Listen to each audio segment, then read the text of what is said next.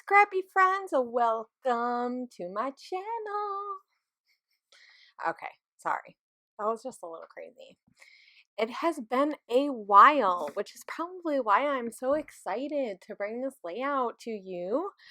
I am doing a challenge for the SpiegelMom Scraps Facebook group. So down below in the info box, you will find a link to that group if you want to check out the challenge and join in.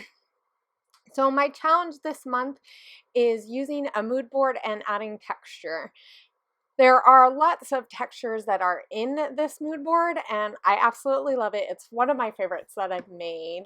Lots of really rich colors and some coppers, and I just love copper and like a tealy color. So you've seen me spray some of the SpiegelMom, or the sprays that I got at the SpiegelMom Scrap store. So I'll make sure that I have links below also to where you can find the SpiegelMom Scraps stuff that I used. I did use gesso on the background of this white, it's just plain white cardstock.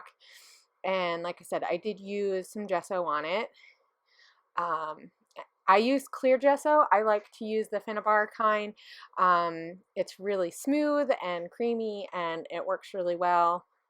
And yeah, and it doesn't turn the paper a weird color.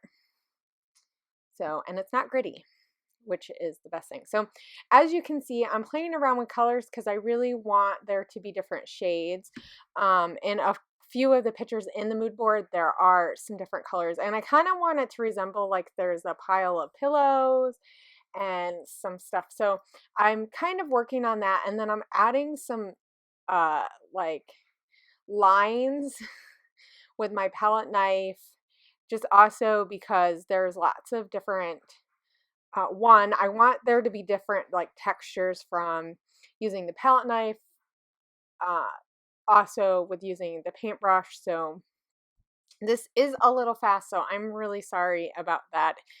As far as if I played this all the way through, it probably would have been a really long video, so just bear with me. Now I am working on the next layer. So I really like to add different layers of textures when I'm doing a mixed media page. It can create a lot of chaos, and it could go wrong, but it could go right. So, and I think this is just where you learn what you like as far as mixed media. And I will say that this page definitely borders on a little bit more crazy than what I usually do now. A lot of times I'll just kind of stop with like one kind of paint or something, but I really wanted to just make lots of texture with this because that's part of my challenge, and it's just really fun sometimes to just play around. So I've been liking using my palette knife with some modeling paste, and I also added some textures from the store, from the SpiegelMom Scrap store, and those are shimmers, and I really like the black, and I just toned it down and added a little bit more body to it by adding it just to plain old modeling paste. So and I did a lot of lines because it reminded me of the pom-poms and of those, there's some trees in there in one of the pictures.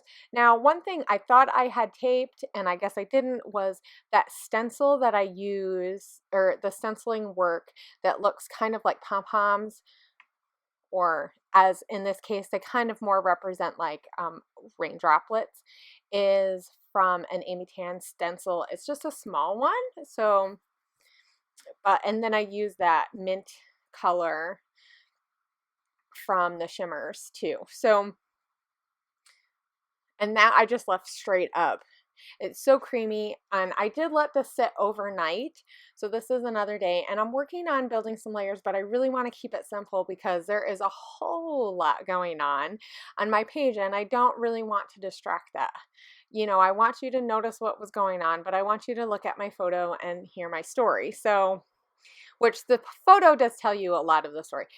I've been holding on to this vellum forever since I got it in the fall time because I absolutely love it, and it's amazing. And I know once you start using it, it's gone, right? So Though it always looks much prettier on a page than just saying, well, okay, maybe not. Maybe it does look really pretty on your shelf, but it looks really good on a page. So I decided to put it in between the last layer. So I have the one layer of the pattern, and then I have the vellum with that coppery color. So it kind of matches a little bit similar to the copper that I have on my page. And then I have that like plaid type of herringbone type of, I guess, I don't know. It's kind of like a plaid. It looks like a tablecloth to me pattern. So it's really simple, but a little bit. And so I put that underneath, and then I pop that up because with when you're using mixed media, especially with what I did, I used a lot of water, like acrylic paint that was watered down, and it really makes your page kind of wonky as it sits in the album or in protectors in your album or in a pile, which is kind of how it sits at my house right now.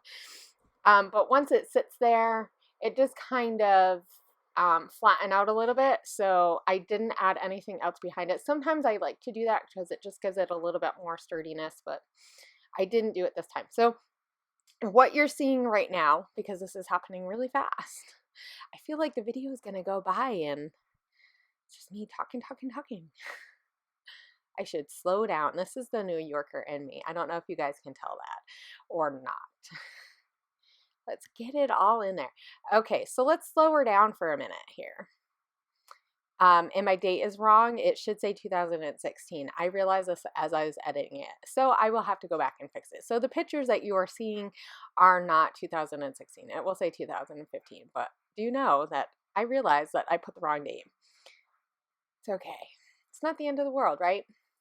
So, and I use that, those stickers are the date and the word day are like, almost like a paper bag type of material looking, like cardboard or something.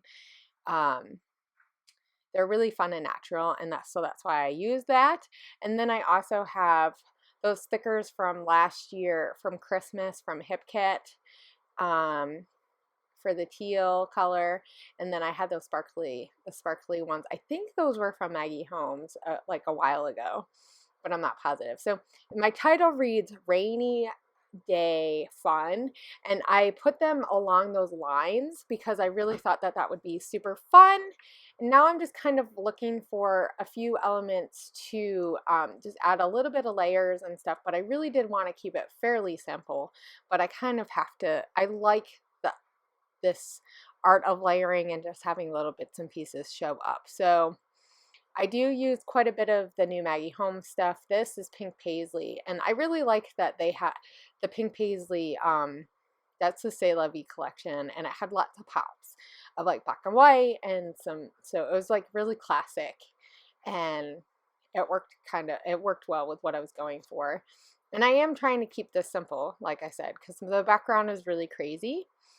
And I can tend to overdo it. And then I'll look back at it later and go, oh, I'm not sure I really care for this. Or I don't know how it fits in with the rest of my stuff. So I always teeter on that line of, is this too much, or is it as, like, I like it and then I'm not sure when I'm looking through it and I see all my clean and simple layouts, which is why I do both. So in the end, they all tell the story, right? So that's sometimes what I have to remind myself, is that if the style veers away from what I'm used to or what I like to see all the time, that if I have told my story, you know, and had fun making the layout, which I always do, then it tells part of my story too, right? So this journey of expression. But I had a lot of fun making the mood board and then kind of playing around with it, and I'm really excited. So don't forget to go over to the Facebook group and the SpiegelMom Scraps 15 minutes to scrap. I think that's what it's called. I'll have the link below. Anyway, and you can play all month, and we'll pick a winner at the end. Everybody who puts a layout, or it could be, it doesn't necessarily have to be a layout. It could be like a project or like a mini album or a card or something but I want you to take some of the textures that you're seeing in the photo or in the mood board and then translate it onto whatever you're doing. So I really tried to do that. I tried to get like the layers and use the stripes, and then those in this picture with like the rain droplets be more of like those trees, and the copper, and it just all was super inspiring. And so yeah, I find, and one suggestion that I could make is that if you're having a hard time, just pick one thing that you really like and want to stick with. So say like the trees are what inspire you, or there's a pom-pom like thing, like a mobile.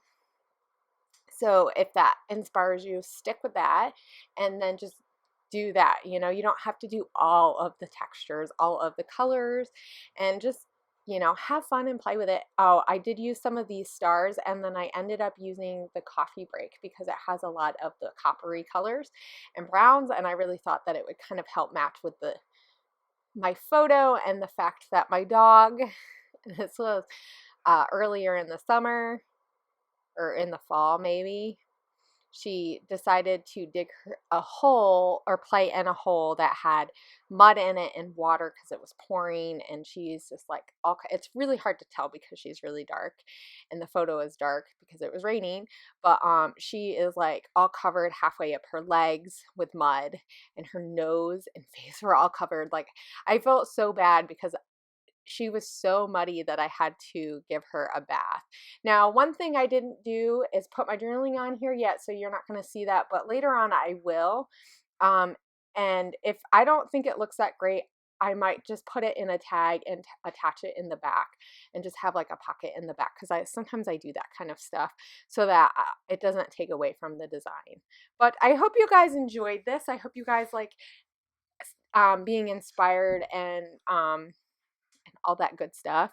And I hope you guys go over to the SpiegelMom Scrap store and check out and see all the new sequin mixes that she has. I know it's coming up soon. She's going to have some more releases, and they're lots of fun. And I hope I will see you guys around. Bye!